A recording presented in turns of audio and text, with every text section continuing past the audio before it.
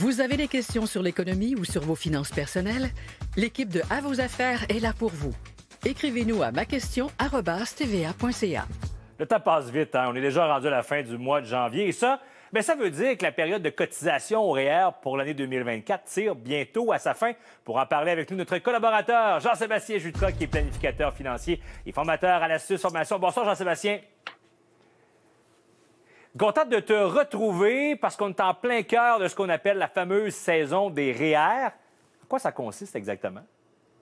Ben oui, c'est un drôle de terme, la saison des REER. Il faut comprendre que le gouvernement nous donne 60 jours, les 60 premiers jours de l'année pour contribuer à ces REER pour l'année d'avant. Donc actuellement, si je cotise dans mes REER en janvier ou en février, on a jusqu'au 3 mars cette année parce que le 60 jours donnerait le 1er mars, qui est un week-end, donc on a jusqu'au 3 mars. Ouais. Si je cotise, ça va compter pour mon année fiscale 2024. Donc, c'est pour ça qu'on est dans un petit rush de saison des REER, comme on dit. Mais je me suis toujours posé comme question, pourquoi accorder ce fameux délai-là de 60 jours pour compter de l'année d'avant?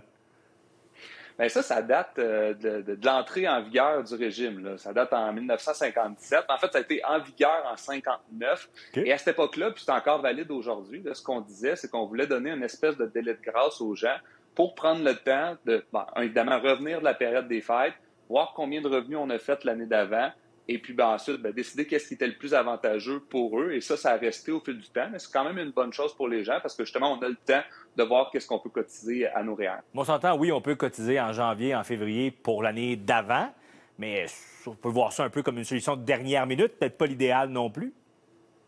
Ben non, c'est sûr qu'être en dernière minute, c'est l'accès à un conseiller pour cotiser ça, malgré qu'aujourd'hui, il y a des outils en ligne, mais c'est pas juste ça. Ouais. Simon, là, si on regarde, si j'avais attendu toute l'année pour cotiser ça, tu as vu le marché boursier l'année dernière, on aurait manqué quand même une bonne année. Et quand je cotise juste des gros montants comme ça, si par exemple j'avais cotisé vendredi dernier, on a vu le marché boursier aujourd'hui qui a baissé beaucoup. Donc, déjà, j'aurais eu une baisse. Donc, en fait, ce qui devient intéressant, c'est plutôt de cotiser de façon périodique, donc à tous les mois, à toutes les 2 semaines. Comme ça vient réduire le risque. Ça nous donne une exposition plus forte sur le marché sur toute l'année. Mais si là, j'ai de l'argent disponible en ce moment, là, par exemple, est-ce que je devrais l'utiliser pour compléter mes REER en 2024 ou attendre pour 2025?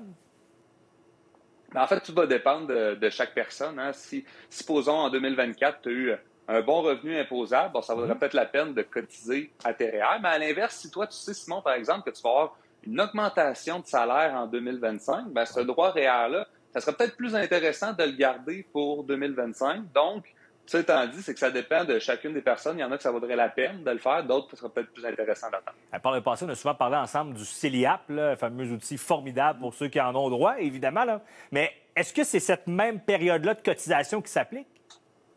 Le CELIAP, lui, à son entrée en vigueur, n'avait pas cette règle-là du 60 jours. Donc, si vous vouliez cotiser au CELIAP, maintenant, vous le pouvez le faire, sauf que ça va être pour votre année 2025. Donc, c'est seulement que le REER qui a ce droit-là. Et justement, Simon, là, des fois, est-ce que je suis mieux de cotiser à mon REER, à mon CELIAP ou encore à mon CELI? Chacun de ces trucs-là ont des avantages qui sont différents. Le CELIAP, évidemment, si on veut acheter une maison, c'est super intéressant.